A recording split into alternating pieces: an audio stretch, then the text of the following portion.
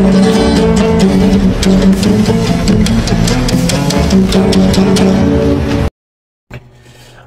magandang umaga po sa inyo lahat. Mga minamahal ko mga kababayan, magandang hapon na namang oras po mapapanood po ninyo itong ating video. So sa araw po ito, mga minamahal ko mga kababayan, ay pag-uusapan po natin ito pong naging pahayag po ni DPWH Secretary Benz Dizon. No, alam nyo, marami pong napapahanga kay Benz Dizon sa kanyang makatotohan ng paglilingkod po o bilang isang tunay na public servant, no? So napakarami ko pong nakita na kung saan ay talagang mapapahanga ka po sa kanya pong katapangan para po labanan, turuan, bigyan ng leksyon yung mga tiwaling mga opisyal po ng ating bansa, no? Lalong-lalo na po dyan sa DPWH na halos sa 100% po ng mga engineer o district engineer dyan ay puro po mga magnanakaw, puro po mga hudas. Alam nyo, kung titignan nyo yung mga ninanakaw ng mga ordinaryong magnanakaw, wala sa 1% ng mga ninanakaw, ng mga buhay at mga professional na mga magnanakaw na ito. Yung kanilang ninanakaw, mga kababayan, bilyon-bilyon kung ikukumpara mo doon sa mga ordinaryong mga magnanakaw na ang kanilang nananakaw, pinakamataas na siguro 30 million, 30,000, 50,000, kung ikukumpara mo. Pero doon sa mga ordinaryong magnanakaw talaga, tignan nyo, 1,000, 2,000, diba? O tapos nakukulong pa, samantalang itong mga walang yung mga engineer na to, diba? Bilyon, hundreds of million ang kanilang nananakaw, pero kita nyo, buhay na buhay pa. O, pati pamilya nila, busog na busog sa mga perang ninanakaw nila. Diba? Ang gaganda ng damit ng mga asawa nila, ang gaganda ng mga damit ng mga anak nila, ang gaganda ng bahay nila, ang gaganda ng kotse nila, galing naman sa nakaw. Kaya anong tawag natin sa pamilyang ganyan? Mga pamilyang magnanakaw o membro ng mga magnanakaw. Bakit? Kasama silang gumagastos doon sa ninanakaw ng asawa nila. Di pamilyang magnanakaw sila. Diba? Kaya tandaan niyo, kapag may kapitbahay kayong mga engineer, isipin niyo na yung pamilyang yan. Kahit gaano kalaki ang bahay niyan, isipin niyo na agad na yung engineer na yan, magnanakaw yan. Lalong-lalo na kung yan ay nagtatrabaho sa DPWH. Hindi ko po lahat sinasabi magnanakaw. Ang sinasabi ko lang, isipin nyo na, basta sa DPWH nagtatrabaho, yung engineer na yan, magnanakaw yan. At huwag mong isipin na professional yan dahil mas maitim pa, mabaho pa sa Alcatraz yung buhay niyan. Huwag niyong kainggitan na may kotse, huwag niyong kainggitan na mayroon siyang lalaking bahay. Huwag niyong kainggitan kung magaganda yung damit ng mga anak niyan, pati asawa niyan, dahil siguradong galing yan sa nakaw. At sa'yo yan, dahil galing yan sa tax natin. Diba? Huwag natin silang kainggitan, dahil tandaan natin na yung pera na pinambili niya galing sa atin. Tanungin lang natin sila. Ako, inaasahan ko sana magkaroon ako ng kaharap na engineer na taga DPWH. Kasi tatanungin ko lang na, saan na ba yung pera namin? Pakibalik naman. Wala akong pakialam kahit magalit ka pang engineer ka. Kung gusto mo barilan, nasa sayo yan. Kung gusto mo naman ng mano-mano, mag-isip-isip ka, magdalawang isip ka. Diba? Baka mamaya lumipat sa likuran mo yung mukha mo pagka, diba? So, sa mga ganito, pag-uusapan po natin, no? Yung naging pahayag po ni Benz Dizon. Nitong mga nakaraang mga araw, may napanood akong video, hindi ko lang na-save. Nagsalita si Puloy. At sabi niya, wala daw katiwalian. Wala daw mga palpak na mga sa Davao region. Noong panahon ng tatay niya, wala daw. Pero hindi niya alam na sa kanyang kadramahan, sabi niya, eto nga, pinapakuha ko na sa DPWH. Hindi niya alam na basang-basa na siya ng taong bayan at yan ay arte lang niya. Di pinag-aralan. Kinuha ni Benz Dizon yung paghahamon ni Paulo Duterte. Alam niyo ba kung anong naging resulta nung binasa niya? Marami po siyang nakitang katiwalian. 199% na katiwalian, higit pa sa inaasahan natin o inaasahan ko ang makikita ni Vince Dizon.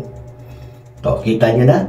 Magaling lang po talaga ang mag-inarte si Paulo Duterte. Magaling silang magdrama. Gusto lang nilang kunin yung loob ng taong bayan para kunyari. Diyan sila magaling eh. Diyan sila mahusay. Dramahan ng mga kababayan nila para hindi sila mabuko. Para habang buhay na lang na nasa ilalim nila yung mga taga-Davao.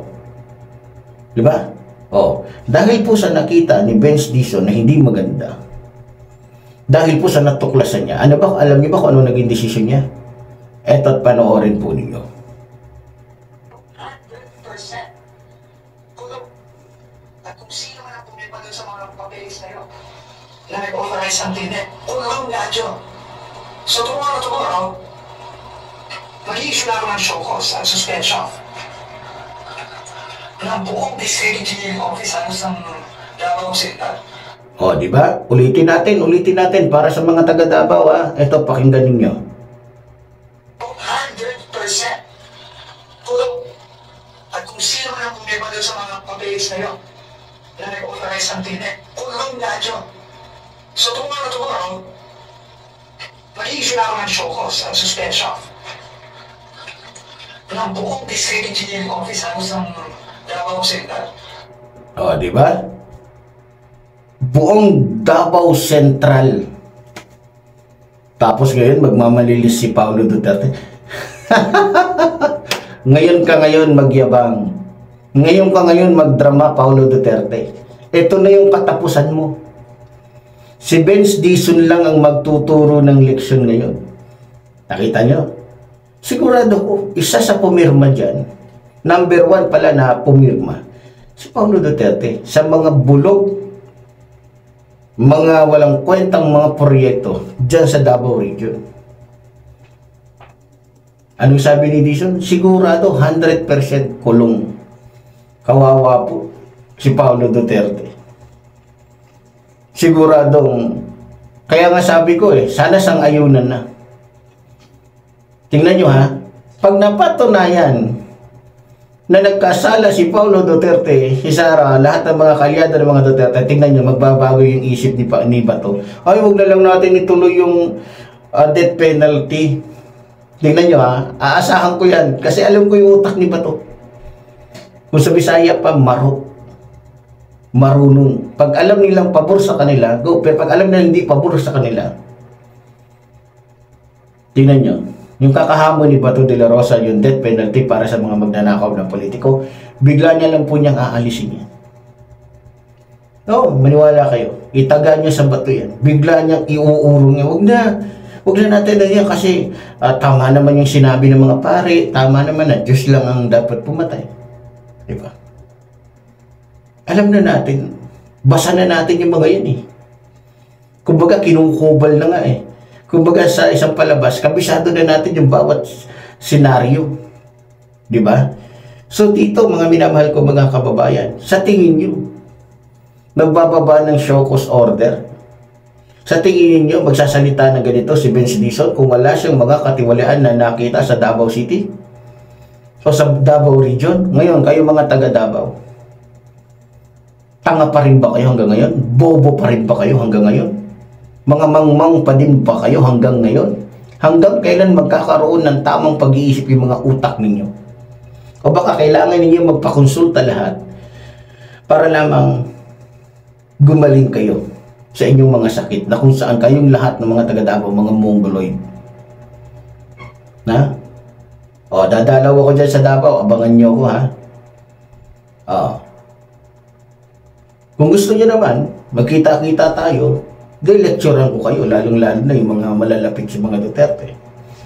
Magtanong kayo sa akin na parang Brother Eli Soriano yung dating, sasagutin ko kayo. Para baka sakaling, di ba, maano yung utak ninyo, gumaling pa kayo sa mga sakit ninyo, na kung saan talo nyo pa yung bulag, buti pa yung bulag na nakikinig lang, nalalaman ng bulag kung ano yung tama't mali, at sino yung gumagawa, at sino yung mga sinungaling, at sino yung mga tapat. Pero yung mga DDS na may mata naman sana, pero putang ina, puryagaba na lang talaga. Masasabi mo talaga na maliban ng mga Mongoloid. Pero kung sa bagay, hindi ako magtataka. Kasi Mongoloid nga pala yung sinusuportahan nila, no? Mongoloid nga pala. Kagaya ni Baste, na abnormal. Yung mga abnormal din yung mga mga DDS eh. Kaya hindi na ako magtataka. Kanina pa ba sasama yan sa kapwa nila? Wala naman yung pinagkaiba sa adik eh. O dahil adik si Baste, tingnan yung katawan, tingnan yung pagmumukha. Diba? Kahit hindi na magsalita yan, suspect na. Dahil sa itsura pa lang, diba? Na adik. Lalo na si Puloy. O. Diba? Kaya siguro mga adik din yung mga dyan. Kasi sa totoo lang, yung war on drugs nga ni Duterte, sabi niya, kontrolado niya ang Davao. Kaya nga ginawa niya doon sa buong Pilipinas, yung sinasabi niya. Pero natuklasan natin, araw-araw, mas maraming namamatay na adik sa Davao. Yung mga biktima ni Michael yan. Di ba? O di doon pa lang, kitang-kita mo na, masinungaling. Di ba? So ngayon, balik tayo kay Paulo Duterte. So ngayon, Paulo Duterte, paano ba yan? Kasama ka sa iimbestigahan. Sigurado ako kasi taga Davao siya eh. Ang sabi ni Benz Dizon, lahat ng pumirma ng mga proyekto niyan na hindi natapos, yung mga ghost project na yan, o yung mga proyekto na yan na matibay pa yung bulak, siguradong makukulong daw. Kaya sigurado ko, number 1 na makukulong dyan, si Paulo Duterte talaga. At plunder ang kalalabasan ng kaso niya. Diba? Paulo Duterte, drama pa more. Dramahan mo pa yung mga taga Davao. Gumawa ka pa ng ibang mga yung kapanipaniwala ka kapag nagdrama ka. Diba? Galing-galing talaga, manang-mana ka talaga sa tatay mong demonyong katulad mo. Manang-mana ka talaga sa tatay demonyong katulad mo, nandun na sa dahig na bubulok at malapit na mamatay. Diba? Ngayon, may pasabi-sabi, ito ka, pinapakuha ko na nga ito sa DPWH eh. Yung pagmumukha ni Paulo Duterte, kala mo, T-Rex na T-Rex talaga, laki ng panga eh. Diba? Nakita niyo na ba sa personal yan? Ako nakita ko na sa personal yan, talagang masasabi mo, ay, T-Rex na T-Rex talaga. Yung panga pa lang eh, makikita mo na talaga, buhaya eh. Kasi panga ng buhaya yung panga niya, tignan nyo. Pagmasdan nyo yung panga ni Paulo Duterte. Yung buhok niya parang kaliskis ng buhaya eh. Yung mata talaga ng buhaya. Diba? Ngayon, mga taga Davao lahat ng district engineer ng Davao region, wala na. Tigil na ang kasiyahan ninyo. Tigil na yung mga sigurado ako. Sabit dito, pati tatay at kapatid ni Bongo. Pati si Bongo, sabit dito. Dito na magkakaalaman ngayon. Kaya, para sa akin, kung sakaling pumalag itong mga to, magbaba na agad. Magbaba na agad ng martial law ang ating Pangulo. Dahil sa tindi na nangyayaring ngayon. Kasi sigurado ako gagamitin na naman ni Sara yung mga tao niya para mag-rally-rally, babaliktarin na naman. Kaya kung ako ang ating Pangulo, ng martial law, tapos kapag nag-rally yung mga tao ni Sara, barilin, ubusin lahat. Walang ititira. Tignan ko lang kung may lalabas pa dyan na magra-rally. Wala na. So wala nang manggugulo. So tahimik na. Maiimbestigahan na ngayon ng maayos, patas, itong mga Duterte, pati si Sara, sa kanilang mga katiwalian. So madali na silang makulong. Diba? Kasi naman ang gusto ng taong bayan na makulong si Sara, si Paulo Duterte. Kasi alam nyo sa mga hindi po nakakaalam, sa Pilipinas po, ipagpalagay na lang natin 100%, sa 100% ng Pilipino, sa totoo lang, 99% po talaga ang may gusto na makulong na po itong pamilyang Duterte na to. Dahil marami po talaga ang nakakakita na itong mga Duterte ito, salot po to. Salot po to, pinadala po to ng Diablo dito po sa mundo para po maghasik ng kaguluhan. Kitang-kita naman po sa pagmumukha ng mga Duterte, di ba? Mga yawa po sila. Mga demonyo po yung mga yan. Kaya kinakailangan talaga maalis po yan sa Pilipinas. Mawala na po yan sa Pilipinas. No? Tandaan niyo, pag wala ng Duterte sa Pilipinas, tahimik na po tayo. Pati mga ulupong nila, pag wala na sila Bato, sila Harry Roque, tahimik na po. Babalik na po sa dating kaunlaran ang bansang ito katulad nung nakikita natin ng panahon ni Pangulong Ferdinand Marcos Sr. Magbabalik tayo sa pagiging malakas na bansa. Mababalik tayo sa pagiging maunlad na bansa na kung saan hindi na tayo basta-bastahin o babasta-bastahin ng kahit sino paging ng China na papasukin, aagawan ng teritoryo. Hindi na po mangyayari yan. Hindi po hahayaan ng ating Pangulo na mangyari yun. So, sa mga kababayan natin, ito yung sinasabi ko sa inyo. So, pagkatapos ng lahat ng ito, so pinagbigyan ng ating sige, mag-rally kayo, sirain nyo ko. Tingnan nyo ang buwelta ko. Wala yung pinagkaiba kay Barsaga. Diba? Maging kay Congressman Marcos. Diba? Sandro Marcos. Hinayaan lang niya ilang beses. Sige, gumalaw ka ng gumalaw. Isang atake ko lang din sa'yo. Wala yung pinagkaiba kapag nanonood ka ng Karma sa boxing. Ang yapang nung isang suntok lang nung bida. Tulog. Ganun ang nangyayari. Diba? Yan yung nangyari kay Duterte. Hinayaan lang ng ating Pangulo. Sige, manira kayong mag-ama. Sabihin yung bangag ako, sabihin yung ganito ako. Sige, gawin nyo. Kumbinsihin nyo. Hikayatin nyo pati mga pulis, militar para lamang makuha nyo yung agawin nyo yung posisyon ko. Sige, hinayaan. Ngayon, nabwisit na yung ating Pangulo. Pinitik niya ng konti. Pitik pa lang yun ha. Anong resulta? Andun na sa dahil. Diba? Sabi ko sa inyo, kung gugustuhin lang ng Marcos o administrasyong Marcos na huwag pasalitain, huwag pagalawin, uubusin ng mga Duterte, kahit anong oras, kayang-kaya, sisiw na sisiw. Pero hindi po kasi ganoon ang ating Pangulo. Hindi po siya kasing demonyo. Hindi po siya kasing tarantado, kasing gago ng mga Duterte. Kitang-kita naman sa pagmumukha ni Sara, ba't ayaw niyong aminin? May mga patunay na kung gaano ka walang yan, gaano ka gago, kung gaano ka demonyo yung babaeng niya, at gaano ka sinungaling na kung saan ang kapal pa ng mukha pagkatapos gamitin yung Armed Forces of the Philippines doon sa 15 million na sinasabi niyang binigay niya sa Armed Forces of the Philippines. Ang lakas ng loob, gusto pa niyang gamitin yung mga aso niya na, sige, manawagan kayo sa Armed Forces ng sira ulo ba yung Armed Forces of the Philippines? Alam naman ng Armed Forces of the Philippines, ang mga tao niyan, at siya ang may gusto talaga, nakapihan sila. Di, pahiya si Sara. Buti nga sa inyo. Pagod na ba kayong mag-rally? Mag-rally pa kayo. Hanggang sa pag-uwi nyo sa bahay ninyo, wala na kayong masaing dahil sa katarantaduhan ninyo, kagagahan ninyo, kabwisitan ninyo, kahayupan ninyo, kademonyoan ninyo. Diba? Salamat po at nagkaroon po tayo ng isang Benz Dison. Sa totoo lang mga kababayan, ako po'y napapahanga sa taong to. Dahil sa totoo lang, marami po akong video napanood. Kung di ako nagkakamali, ito po meron siyang isang engineer o district engineer. Talagang kung di ako nagkakamali, minura niya talaga. Mga minamahal ko mga kababayan.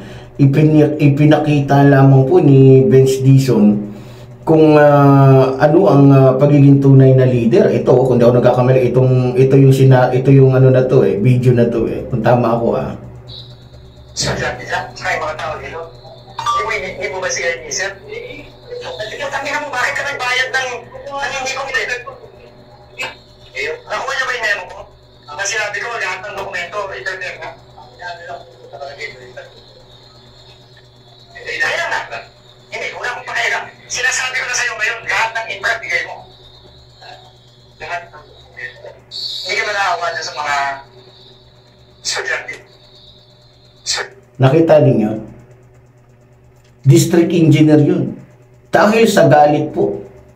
Tingnan nyo naman po kasi yung lugar. Inaasahan po na yung lugar na yan ay magiging parang isang boulevard. Nakapasyal na ba kayo sa boulevard? Parang boulevard yung pwede kang mag-jogging, pwede kang umupo. Pero nung dumating po si Benz Dison sa lugar na yan, yan po ang kanyang nakita. Putik-putik, bato-bato. Ngayon, minura niya. Sabi, putang ina mo. Bakit mo binigay yung kabuuan ng bayad na hindi naman tapos at wala pang nagagawa? Ulitin natin. Kaya mga tao dito, hindi mo mo ba si Ernie, sir? Sabi mo, bakit kami bayad ng hindi ko kita? Nakuha niyo ba yung memo ko? Ang sinabi ko, lahat ng dokumento, ito na. Kaya nga. Hindi, wala akong pakialam. Sinasabi ko na sa'yo ngayon, lahat ng impact bigay mo. Lahat ng dokumento. Hindi ka ba na? Yan o, sinabihan niya, hindi ka ba naaawa sa mga tao dito? Sa sitwasyon nila, sa kalagayan nila? Naawa po, putang ina mo kang engineer ka. Pagutang kita ng ulo diyang hayop ka eh. Di ba? Kung ako lang ating Pangulo, maglalabas ako ng order eh. Lahat ng engineer na tanga, lahat ng engineer na magnanakaw, lahat ng engineer na nagkapera, lalo na si Alcantara, pati siya, wala nang tanong-tanong. Dalhin sa luneta, pugutan ng ulo para tapos. Tingnan nyo, may magsasalita agad dyan ng mga engineer. Na, ako aamin na po ako, ituturo ko na kung sino talaga pinakamaster. Mabilis. Wala na paligoy-ligoy. Kasi may nasampulan na eh, may naputulan na ng ulo eh. Yung imbestigan dyan sa Senado, wala namang kwenta yan eh. Dahil mukhang pinaglalaroan lang tayo ng mga senador dyan na, di ba, nakukontrol din naman ng ibang mga senador. Kita nyo? Oh, bilib na bilib ako dito kay Benz. Ito yung dapat na maging leader, isa sa maging leader ng ating bansa. No, ang layo niya sa dating kay Bunuan. Si Bunuan mukhang abnormal naman yung tarantado na yun. Halatang halata naman na mayroon ding cooperation yung tarantado na yun pagdating sa pagnanakaw sa pera ng taong bayan dyan sa DPWH. Just umiiksit. Eh, biro mo, nag-request, huwag na ako idamay sa ano na yan. Ba't kayo hindi dadamay? Tarantado ka, ikaw namumuno eh. Eh kung ginaya mo si Benz Dizon, walang mga engineer na mga ngahas, walang mga engineer. Eh wala, nakaupo lang doon yung tangang siraulo na ano eh, na Bunuan eh. Parang abnormal, sarap hampasin ng bangko. Sumisweldo ng daan-daang milyon. Tapos, nakaupo lang, tulala, hindi alam ang kanyang ginagawa. Eh, tingnan nyo si Benz Dizon. Bumupunta kung saan-saan para i-check, i-clarify kung talaga bang yung proyekto na yan na pinirmahan ng mga bugok na district engineer na yan o ng mga kasabwat nila ay nabuo ba, nagawa ba, nakikita ba, napapakinabangan ba? Diba? Kaya para sa akin, huwag hayaan na makalusot si Bunuan. Dapat kay Bunuan, putulan din ng ligyan. Kita-kita naman sa pagmumukha ng hayop na yan eh. Diba? Oo. Yun yung sinasabi natin dito. Sa totoo lang, ako tuwang-tuwa po dito. Meron pang isang senaryo na nakita ko na nagsalita si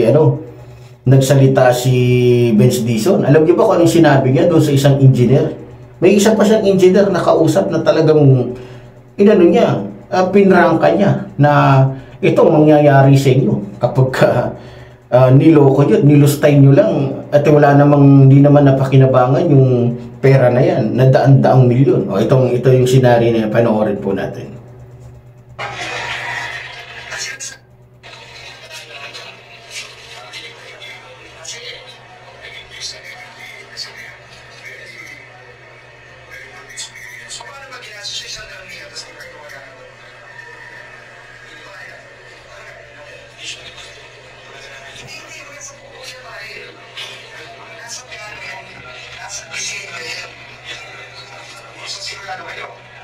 Tapos magiging-umanan at makapag-ibay-ibay papakulong ka.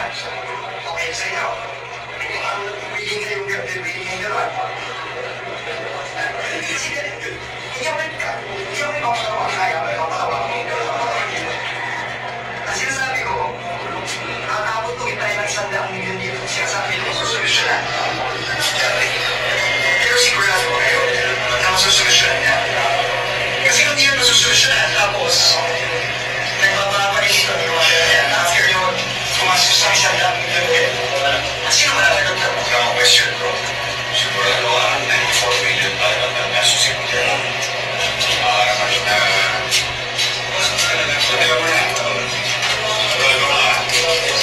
wala akong natigay na mapumatay. Kaya di ko matigay yan. Kahit nanonood ka naman ng sete. Siguro kayo nga na yung binigay yung presyo. Ay yung amount yung infrastructure. Pero na-engineer na yung hindi mo kasi ganito ha. Engineer. Kaya kasi sinasabi mo. Yan. So, kita nyo. Yun yung dapat, ganun uri dapat ng direktor o sekretary ng isang DPWH ang makikita natin.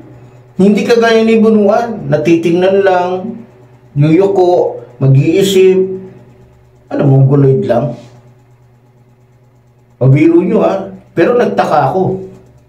Isang request lang ni Bunuan na huwag na siyang isali.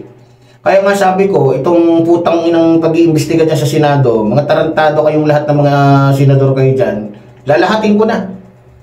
Bakit? Ginagago lang tayo eh. Hindi ko na naiintindihan. Para naglalaro na lang sila lahat dyan. Kaya kung ako sa inyo, huwag nyo na kaming paggastosin ng pera dyan sa hearing ninyo dyan sa Senado. Gumagastos lang kami, wala naman kayong mga kwenta.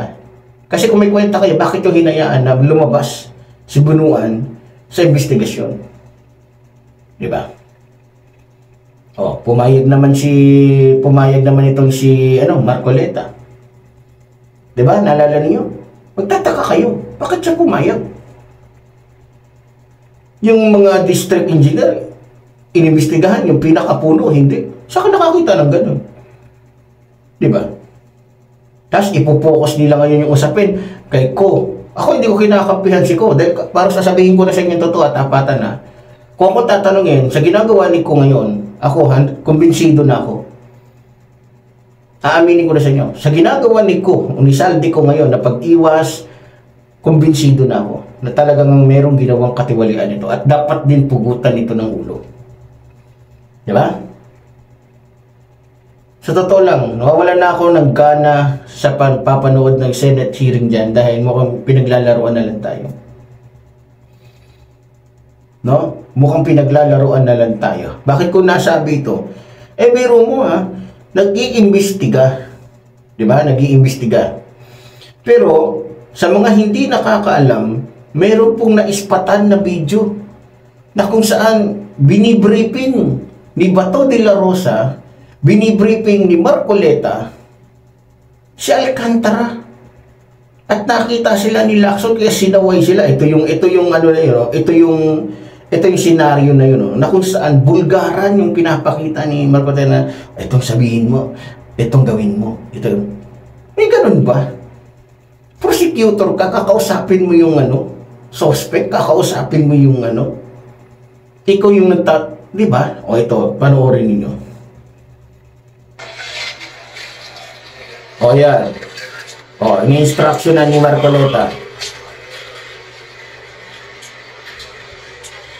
O. Tinuturuan si Alcantara ng dalawang bubok.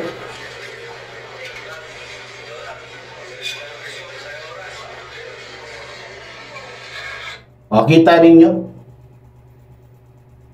Ini-instructionan ni Bato at ni Marcoleta si Alcantara kung ano ang kanyang gagawin. Meron bang ganun? Di ba? Malaking katarantaduhan yan. Malaking kagaguhan yan. Malaking kawalangyaan yan. At pagwawalang niya sa mga Pilipino. Kaya nga sabi ko, tigilan nyo na yung pag-iimbestigan nyo yan. Pumokus na lang tayo mga kababayan sa ginagawang pag-iimbestiga ng Independent Commission. Dahil yun, walang kinikilingan yun. Dahil halo-halo yun. May mga Duterte doon, may mga Maka Duterte, may Maka Marcos.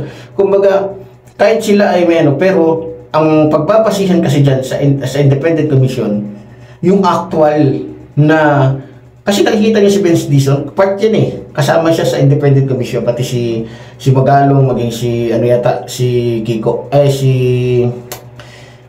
Mayor ng Manila. Diba? Kasama siya, kung di ako nagkakamali. Actual nila tinitignan, actual nilang inaano yung mga district engineer, actual nilang kinakausap yung mga may involved sa katiwalian. Di ba? Ay, nako. At saka sa Independent Commission, ang iniimbestigahan dyan, lahat, si Joel Villanueva, inimbestigahan na. Kung di ako nagkakamali, mga minamahal ko mga kababayan, si Joel Villanueva, pinapunta na rin ng Independent Commission sa kanilang headquarters para po tanungin, imbestigahan. Ganun dapat. Dyan sa Senado, iba eh. Pagtatakpan ni Marcoleta si Jinggoy, pagtatakpan ni Marcoleta si Villanueva. So walang kwenta. Huwag tayong maniwala, lalong-lalo na sa isang politikong tagapagtanggol ng mga magnanakaw, mga tagapagtanggol ng mga katulad ni Sara Duterte na dapat po ba ay ma-impeach. Diba? So wala tayong makukuhang dyan sa tao na yan. So balik po tayo kay Benz Dizon. So salamat sa buhay po o sa pagkatao po ni Benz Dizon, sapagkat dahil sa kanya nagkakaroon po ng mas malinaw. Sa totoo lang, naawa nga ako kay Benz Dizon sa kanya po sa kanyang mga naging pahayag nitong mga nakaraang araw, dahil ayon pa nga sa kanya, sa tagal-tagal daw, habang tumatagal daw, marami siyang kumbaga natutuklasan. So kung di ako nagkakamali, ito po yung kanyang sinabi na pinost po ng GMA, no? Sabi po dito, mga minamahal ko mga kababayan, sabi niya, dismayado si Department of Public Works and Highway DPWH Secretary Benz Dizon dahil sa mga problemang kinakaharap ng ahensya sa anomalyang flood control projects. So sabi niya dito sa ating screen, makikita nyo rin po, sabi dito, habang tumatagal akong nakaupo dito sa DPWH, sabi niya, talagang araw-araw na lang, parang may bagong mga nadidiscover dito. Lumalaki